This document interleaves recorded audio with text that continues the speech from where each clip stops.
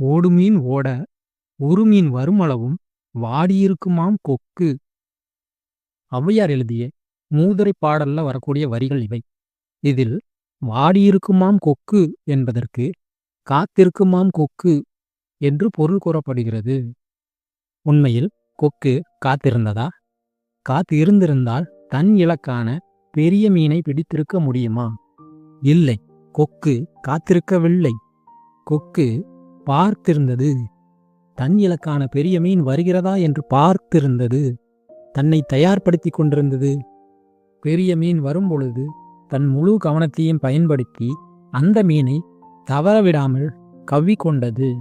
கொக்கு காத்திருந்திருந்தால் தன் இலக்கை தவறவிட்டிருக்கும். கொக்கு காத்திருக்கவில்லை, தன்னை தயார்படுத்தி கொண்டிருந்தது. அதுபோல வாய்ப்பு வரும் என்று நீ காத்திருந்தால் கற்றது மறந்து போய், திறமை இழந்து போய், தன்னம்பிக்கை இழந்து, சோம்பல் ஏற்பட்டு வாய்ப்பு வரும்போது அதை பயன்படுத்தக்கூடிய தகுதியில் இல்லாமல் அந்த வாய்ப்பை நழுவ விட்டு விடுவாய். எனவே வாய்ப்புக்காக காத்திருக்காதே. வாய்ப்பு வரும் என்ற நம்பிக்கையில் உன்னை தயார்படுத்தி கொண்டிரு.